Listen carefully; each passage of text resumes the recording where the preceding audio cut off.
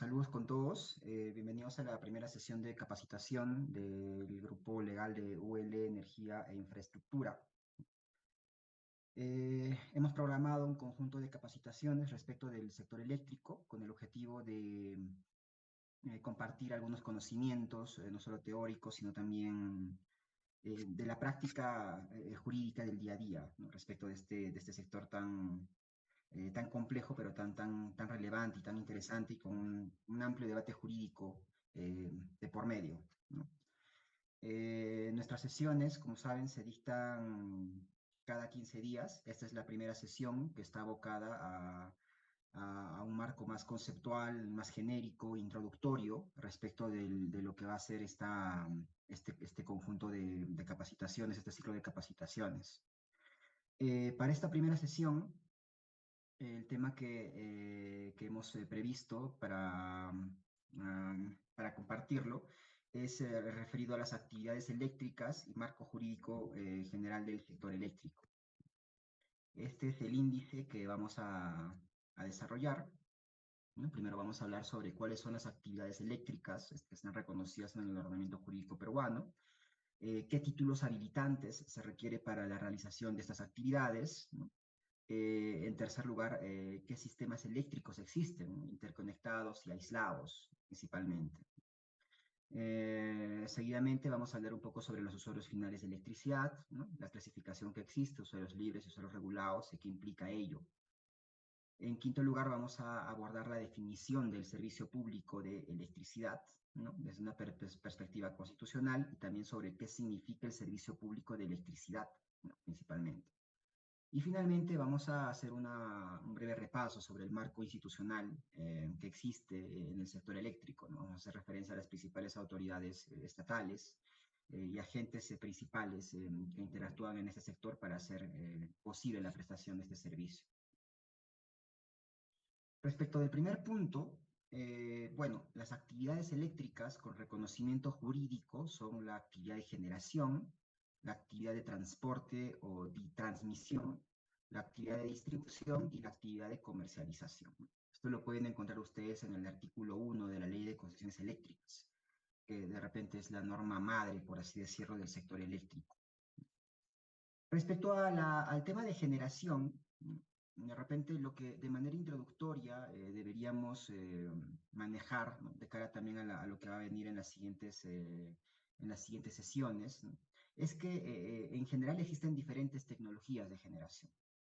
Hay generación hidráulica, generación térmica, generación renovable como solar, por ejemplo, fotovoltaica, eólica, biomasa, etcétera, ¿no?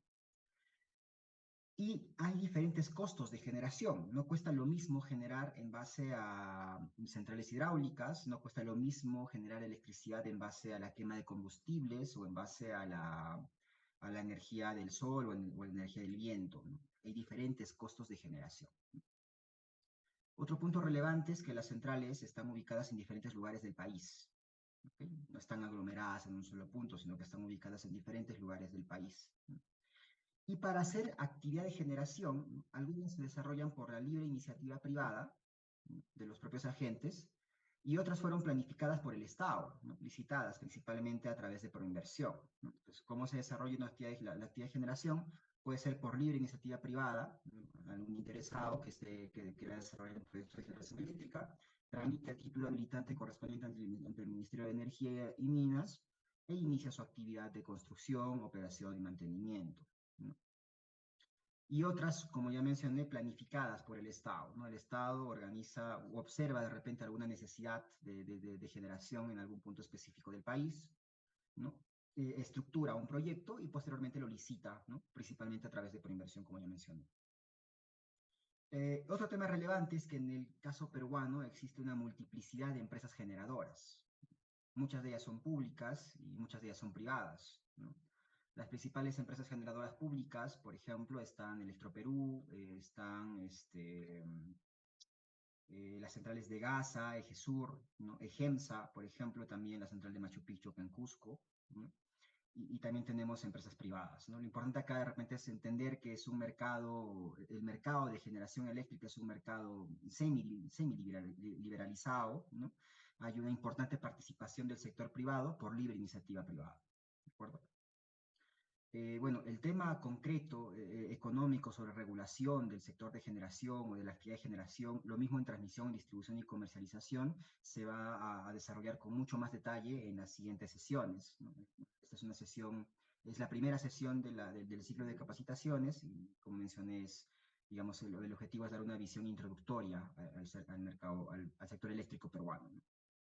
La otra actividad reconocida es la de transmisión, ¿no? La de transmisión. De repente, los tres aspectos principales que yo sugiero que se deben tener en cuenta sobre esta actividad es que, en primer lugar, hay diferente tipología de transmisión, ¿no? Precisamente como las carreteras, así como existen carreteras nacionales, ¿no?, más regionales, también existen líneas de transmisión que se clasifican en función de repente, de la labor que cumplen. Esto se va a desarrollar con mucho más detalle en futuras sesiones, pero les puedo mencionar que de repente hay sistemas de transmisión del sistema principal de transmisión o del sistema secundario de transmisión, del sistema garantizado de transmisión y del sistema complementario de transmisión. Y así como existen diferentes tipologías de estas líneas, también hay diferentes regímenes remunerativos en función del tipo del sistema de transmisión del que se trate. ¿De acuerdo? Y otro aspecto relevante también es que hay una multiplicidad de empresas transmisoras, también públicas y privadas. La siguiente actividad con reconocimiento jurídico es la actividad de distribución de electricidad, ¿no? Entonces, para ejemplificarlo, para que lo tengan un poco más claro, ¿no? La actividad se genera y luego desde los centros de generación tiene que ser transportada a través de las líneas de transmisión hasta los centros de consumo. Y una vez que la electricidad llega al centro de consumo, tiene que ser distribuida a través de las redes de distribución para que pueda llegar al usuario, ¿no? Entonces, tres notas características de la actividad de distribución. Primero que, al igual que en la generación y la transmisión, hay una multiplicidad de empresas a lo largo del país, públicas y también hay empresas privadas, ¿no? Principalmente son públicas, solamente privadas tenemos en Lima, las concesiones de Lima Norte y Lima Sur, y también en Ica. Otro aspecto relevante de la actividad de distribución es que los distribuidores son titulares de un monopolio legal dentro de su zona de concesión, ¿no? La zona de concesión es una zona geográfica, ¿no?, donde el distribuidor que tiene la concesión es el único agente que puede prestar servicio de distribución. Por eso por eso se he señalado que el distribuidor es titular de un monopolio legal dentro de su zona de concesión. ¿Okay?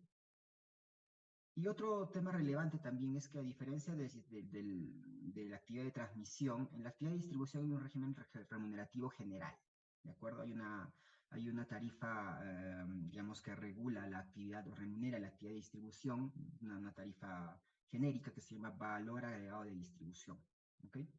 No hay una clasificación como sí existe en el caso de las líneas de transmisión, donde hay una tipología de sistemas, ¿no? No ocurre lo mismo en distribución, al menos desde el punto de vista remunerativo. Y la última actividad eléctrica con reconocimiento legal es la actividad de comercialización. ¿Okay? Comercialización, básicamente entendámoslo en sentido lato, ¿no? Es la compra, venta o el suministro de energía eléctrica, el negocio eléctrico que existe para suministrar y para ser suministrado, ¿no? ¿Quiénes pueden comercializar en el sector eléctrico peruano? Pueden comercializar los generadores y los distribuidores, ¿de acuerdo? Esto se va a desarrollar, de hecho hay una sesión principal sobre el tema de la comercialización, pero para que lo manejen de manera introductoria, los generadores comercializan en un escenario denominado mercado de corto plazo, ¿no? Pero también comercializan directamente con distribuidores y con usuarios libres, ¿de acuerdo? Por su parte, los distribuidores comercializan únicamente con usuarios libres y con usuarios regulados. Ahora, el ámbito de la comercialización no puede darse en un entorno de precios regulados, es decir, donde el precio de la electricidad está tasado por el Estado, ¿no? O también puede darse en un entorno de precios libres. Ahora vamos a ver con más detalle cuando hablemos sobre la clasificación de usuarios en el sector eléctrico. Entonces, estas son las cuatro actividades del sector con reconocimiento jurídico en el sector eléctrico: generación, transmisión, distribución y comercialización. lo pueden encontrar, o la regulación concreta la pueden encontrar principalmente en el artículo 1 de la Ley de Concesiones Eléctricas. Bien. El siguiente tema de esta capacitación tiene que ver con los títulos habilitantes para realizar actividades eléctricas, ¿no? Específicamente me refiero al título habilitante concreto para ejecutar la actividad eléctrica. No me refiero, por ejemplo, a otros títulos habilitantes que se pueden emitir en el sector eléctrico, como por ejemplo tenemos el tema del permiso ambiental, ¿no? El permiso de cultura, eh, la licencia social, entre otros títulos habilitantes que existen para ejecutar proyectos, ¿no? Licencias de construcción, licencias de funcionamiento, etcétera, ¿no? Concretamente, específicamente para el sector eléctrico, ¿no? La Ley de Concesiones Eléctricas regula, digamos, los títulos habilitantes eh, precisos, ¿no? Que son la concesión y la autorización.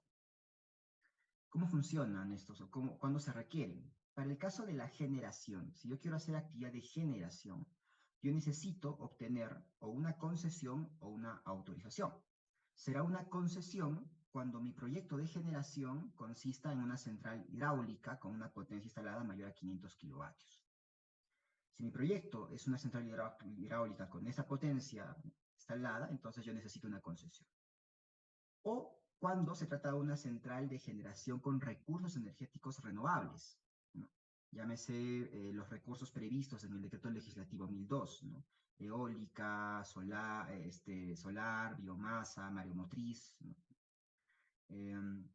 Pero siempre que la potencia instalada sea mayor a 500 kilovatios. Entonces, si yo me encuentro en alguno de estos dos presupuestos, yo necesito una concesión definitiva de generación. Ahora, si mi proyecto de generación eléctrica más bien va a funcionar en base a unidades térmicas, es decir, se trata de centrales térmicas con una potencia instalada superior a 500 kilovatios, yo pediré una autorización. Mi título habilitante será una autorización. ¿De acuerdo? Por su parte, en el caso de la transmisión y la distribución, el único título habilitante es la concesión definitiva, ya sea de transmisión o ya sea la concesión definitiva de distribución. La concesión definitiva de transmisión se requiere cuando las instalaciones afecten bienes del Estado o requieran la imposición de servidumbres, ¿de acuerdo? Si no se cumplen estos presupuestos, entonces el proyecto no requiere de una concesión de transmisión. Para el caso de la distribución, también la concesión de transmisión se da cuando la demanda supere, la demanda de la zona supere los 500 kilovatios, la demanda del proyecto supere los 500 kilovatios. Allí también requeriré una concesión. Si no ocurre, no la necesitaré. Entonces, sobre los títulos habilitantes, de repente hay tres notas que creo que son relevantes para que puedan manejarlas, ¿no? Primero, que las concesiones y las autorizaciones son otorgadas o por el Ministerio de Energía y Minas o por los gobiernos regionales a través de sus direcciones de energía y minas. ¿Ya? La regulación sobre cuándo le corresponde o cuándo le compete a una u otra autoridad la pueden encontrar ustedes en la Resolución Ministerial 330-2020. ¿De acuerdo?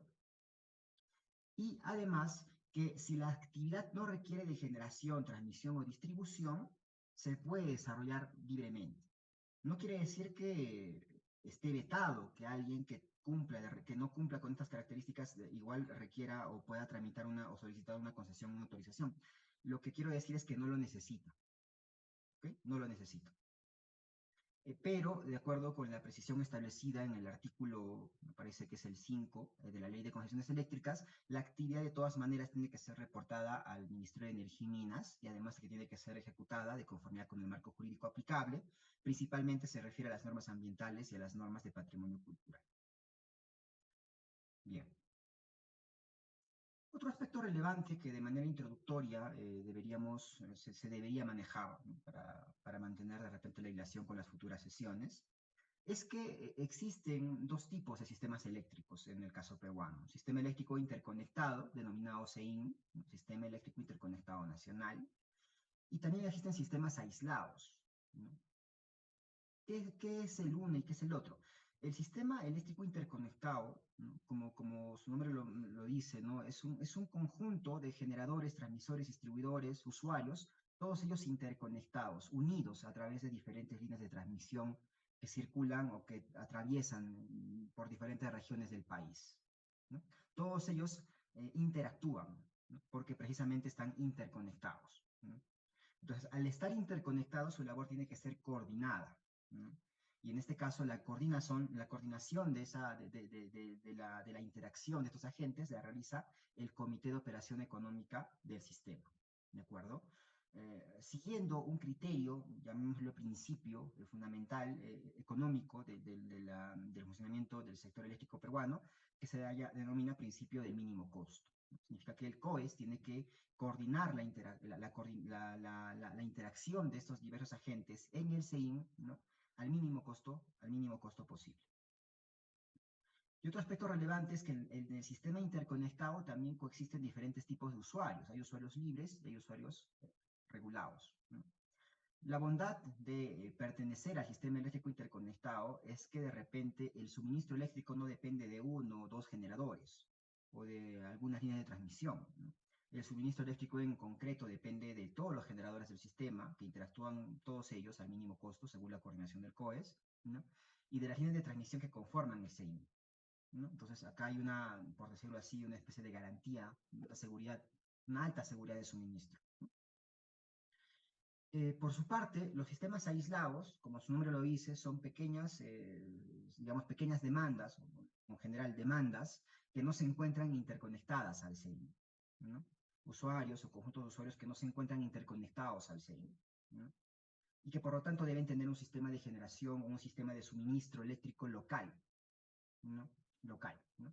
Estamos hablando principalmente de localidades de repente un poco aisladas o localidades de repente ubicadas en la Amazonía peruana, ¿no? Donde no existen de repente líneas de transmisión que puedan interconectar estas poblaciones al sistema eléctrico interconectado nacional, ¿no? Entonces, en estos ámbitos, generalmente el servicio es prestado por la empresa concesionaria de distribución de la zona, ¿no? En este caso, la distribuidora de la zona cuenta con sus propias unidades de generación y también cuenta con sus redes de transmisión y distribución, ¿no? También puede pasar que el servicio es suministrado directamente por el Estado a través de la municipalidad de la localidad, ¿no? Hay muchos casos, generalmente en la Amazonía peruana, donde las municipalidades locales, provinciales, ¿no? Destinan un presupuesto para adquirir de repente pequeños grupos de generación, ¿no? Para atender a veces de manera ininterrumpida o a veces de manera horaria la demanda de una localidad. Otro aspecto relevante también es que en los sistemas aislados todos los usuarios son regulados, no existen usuarios libres. A manera de ejemplo, para que lo puedan tener un poco más claro, ¿no? El sistema eléctrico aislado más importante del país es el sistema eléctrico de Iquitos, ¿no? Bueno, eso respecto a ese tema. Otro punto relevante, de repente que como manera introductoria deberíamos conocer para poder comprender el sector eléctrico y de cara también a las futuras sesiones, es que en el sector eléctrico, al menos en el sistema eléctrico interconectado nacional, como mencioné, existen dos tipos de usuarios. Los usuarios regulados, llamémosle usuarios regulados de repente en sentido lato, usuarios como nosotros, ¿no? Pequeños usuarios individuales, ¿no? Pero también existen usuarios libres, ¿no? De manera genérica podríamos mencionar acá o incluir acá a los usuarios industriales, ¿no? Por ejemplo. ¿Cuándo alguien es un usuario libre o cuándo alguien es un usuario regulado? Va a depender de la demanda anual por cada punto de suministro, ¿no? Si la demanda anual por cada punto de suministro es menor o es hasta 200 kilovatios, entonces el usuario es regulado, ¿no? Es un usuario regulado. No puede tener otra clasificación. Sí o sí es un usuario regulado. En cambio, si la demanda anual por cada punto de suministro, ¿no? es mayor a 2.500 kilovatios a más, entonces el usuario es libre, ¿de acuerdo? Es un usuario libre, no puede tener otra clasificación. Y los usuarios que se encuentren en la banda intermedia, ellos pueden elegir, ¿no? Pueden elegir si son usuarios regulados o son usuarios libres. ¿Qué diferencia uno del otro? Los usuarios libres, ¿no? Pueden elegir a su suministrador de electricidad. ¿De acuerdo? Eso es muy relevante. Un usuario libre puede elegir a quién le va a comprar electricidad. En cambio, los usuarios regulados, no. Nosotros solo podemos comprarle la electricidad a la empresa concesionaria, a la empresa que tiene la concesión de distribución en nuestra localidad. Si están ubicados en la zona de Lima Norte, tendrán que comprarle a Enel Distribución, ¿no? Si están localizados en Lima Sur, tendrán que comprarle a Luz del Sur. En mi caso, por ejemplo, que me encuentro actualmente en Cusco, solamente puedo comprar electricidad del Electro Sureste, ¿no? No puedo elegir al suministrador, solo puedo comprarle al concesionario de mi localidad. ¿Por qué? Porque como mencioné antes, el distribuidor tiene un monopolio legal, ¿de acuerdo? Dentro de su zona de concesión. Otro aspecto, otra diferencia fundamental de repente es que para el caso de los usuarios libres, ellos pueden negociar los precios de generación, concretamente los precios de potencia y de la energía que consumen. Es decir, pueden sentarse con su posible suministrador, ¿no? Y llegar a un acuerdo sobre cuál es el precio del contrato que van a, que van a suscribir, cuál es el precio de la electricidad que se va a pagar, ¿no? Entonces pueden pactar, negociar los precios de electricidad. En cambio, los usuarios regulados no. Los usuarios regulados tenemos que pagar la tarifa regulada por el Estado, ¿de acuerdo? A través de los SINERMIN. Pagamos la tarifa aprobada por los SINERMIN por la energía que consumimos. No podemos negociar. Ahora, un aspecto relevante que quiero que se tenga en cuenta es que los libres son libres únicamente respecto de la energía y la potencia, valga decir, únicamente respecto de del precio de generación, del costo de generación, ¿de acuerdo? La remuneración de la actividad de transmisión y distribución siempre es regulada, con algunas excepciones para el caso de la transmisión, pero por lo general, la regla general es que es una actividad regulada y se pagan tarifas respecto de la prestación de esos servicios. Bien, eso en cuanto a los usuarios finales de electricidad. Otro aspecto relevante, como de manera introductoria debería comprenderse es el tema de la definición del servicio público de electricidad, ¿no? Para comprenderlo un poco, ciertamente tenemos que remontarnos al marco jurídico general, y en este caso a la Constitución Política del Perú, ¿no? La regulación sobre servicios públicos la podemos encontrar de manera no tan clara, pero sí al menos la mención en el artículo 58 de la Constitución, ¿no? Que nos habla sobre la iniciativa privada libre, ¿no? Y que pese a que en el Estado peruano la iniciativa privada es libre, el Estado también puede actuar en un sector de la economía, ¿no? Principalmente en las áreas de promoción del empleo, salud, educación, seguridad, infraestructura y servicios públicos. Entonces, ¿qué significa este artículo? Que el Estado puede intervenir, ¿no? De repente con una particular intensidad respecto de empleo, salud, educación, ¿no? Y en este caso respecto de servicios públicos, ¿no? Esto es relevante también de cara a lo que señala el artículo 60 de la Constitución, ¿no? Sobre el pluralismo económico. ¿Qué nos dice este artículo? Que el Estado puede hacer actividad empresarial, pero solamente autorizado por ley expresa, ¿no? El principio de subsidiariedad del Estado en la economía, ¿no? Sin embargo, como mencioné, de repente una lectura sistemática de estos dos artículos nos llevan a la conclusión de que respecto de estas actividades, ¿no? Y para el caso de esta presentación, respecto de servicios públicos, el Estado puede participar de manera un poco más intensa, ¿no? De manera mucho más intensa. De hecho, lo hace en el caso eléctrico, y como seguramente ocurre en diferentes servicios públicos, en el caso eléctrico, la participación del Estado no solamente está a través de la prestación del servicio, ¿no? Por medio de sus diferentes empresas, sino también está respecto de la fijación de precios, ¿no? El Estado, a través de los SINEMIN, puede imponer tarifas, precios de electricidad, ¿no? De hecho, lo hace para los usuarios regulados. El costo de generación, el precio de generación está regulado, está tasado. Lo mismo ocurre para el caso de la transmisión y la distribución de manera genérica, ¿no? El Estado, a través de los SINEMIN, fija las tarifas que son aplicables, ¿no? Sobre la definición del servicio público, de manera genérica, de repente se puede repasar la sentencia de medio pasaje del Tribunal Constitucional, la sentencia 34-2004 PI/TC. En esta sentencia, el Tribunal Constitucional da una definición, digamos, genérica de lo que puede entenderse por un servicio público, como aquel servicio con características de universalidad, ¿no? Continuidad, seguridad, ¿no? Y sobre todo con reconocimiento legal, ¿no? Y es que algo característico de los servicios públicos se denomina publicatio. ¿Qué significa esto? Que es el legislador quien tiene que tipificar cuándo una actividad es considerada como servicio público, ¿no? Y es precisamente eso lo que ocurre en el sector eléctrico. Es la ley de concesiones eléctricas la que nos dice qué actividades eléctricas son servicios públicos, ¿no? Esto lo pueden ver ustedes en el artículo 2 de la ley, ¿no? La primera es el suministro regular de energía eléctrica para uso colectivo o destinado al uso colectivo hasta los límites de potencia fijados por el reglamento, ¿no? Ese es un servicio público. Y la segunda son la actividad de transmisión y distribución eléctrica, ¿no? Siempre son un servicio público, ¿no? Entonces, es el mismo legislador quien ha definido cuáles son los servicios públicos.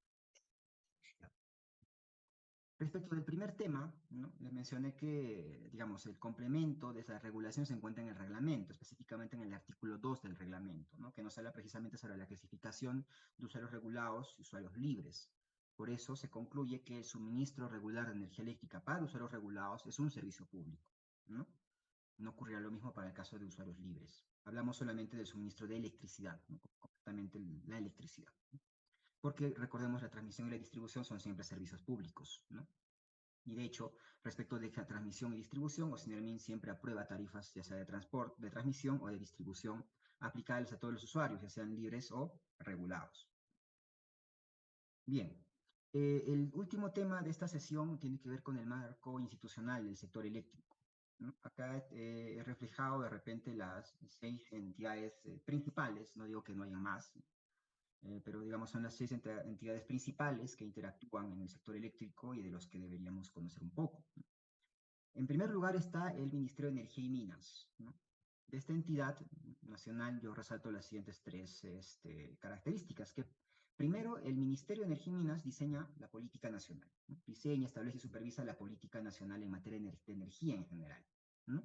Consecuentemente lo hace también en materia de electricidad, ¿de acuerdo? Diseña la política eléctrica. En segundo lugar, que el Ministerio de Energía y Minas, como ya mencioné antes, es la autoridad que otorga el título habilitante, ya sea concesión o autorización, ¿no? Claro, dentro del ámbito de su competencia, porque recordemos que también lo pueden hacer los gobiernos regionales a través de las direcciones de energía y minas, ¿no? Y en tercer lugar, el Ministerio de Energía y Minas es una entidad normativa, tiene competencia normativa, porque emite normas jurídicas a través de reglamentos, ya sea a través de decretos supremos, resoluciones ministeriales, resoluciones directorales, ¿no? Emite normas jurídicas para el sector eléctrico, ¿de acuerdo? La siguiente entidad relevante es el OCINERMIN, ¿no? Digamos, la regulación del OCINERMIN de manera genérica la pueden encontrar en la Ley Marco de Organismos Reguladores, la Ley 27332, ¿no? Y de manera específica en la ley propia del OCINERMIN y en su reglamento. Acá quisiera resaltar lo siguiente: OCINERMIN es la entidad que supervisa, fiscaliza y sanciona las infracciones administrativas en materia de electricidad, ¿no? La actividad supervisora, fiscalizadora y sancionadora en el sector eléctrico. Emite también normas jurídicas dentro del ámbito de su competencia a través de resoluciones del Consejo Directivo, ¿no? OCINERMIN, como cualquier entidad, está conformada por diversos niveles, diversas autoridades, ¿no? diversos colegiados, ¿no? Y a la cabeza tiene a su Consejo Directivo, ¿no? Entonces, es en el Consejo Directivo donde reposa la potestad normativa, ¿no? Entonces, la potestad normativa se materializa a través de resoluciones del Consejo Directivo, ¿de acuerdo? Otra labor relevante de los OCINERMIN es que también aprueba tarifas para el sector eléctrico, ¿no? Aprueba el precio para la prestación de algunos servicios, ¿no?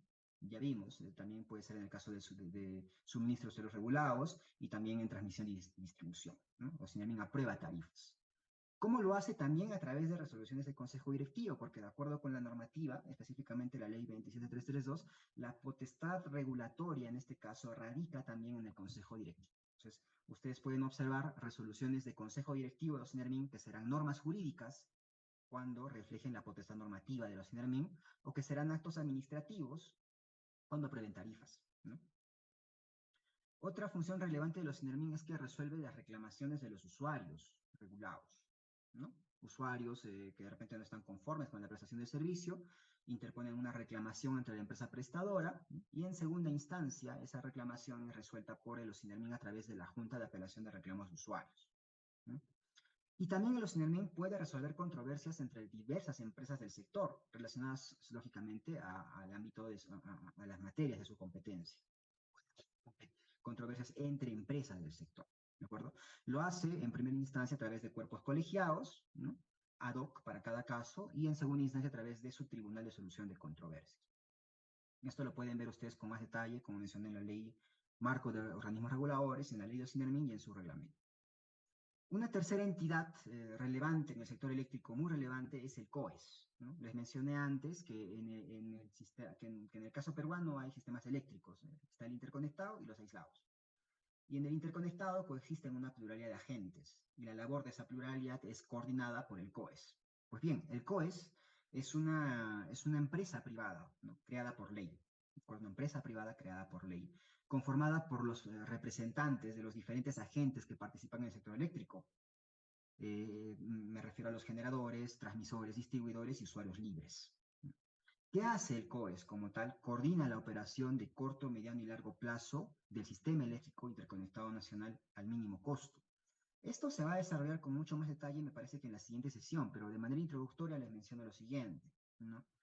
De lo que se encarga el COES, ¿no? Precisamente, es de procurar que la demanda eléctrica del sistema eléctrico interconectado nacional sea suministrada de manera segura y al mínimo costo posible. ¿De acuerdo? Al mínimo costo posible, porque mencionemos que en el CEIN existen diversos generadores con diversas tecnologías de generación y con diversos costos.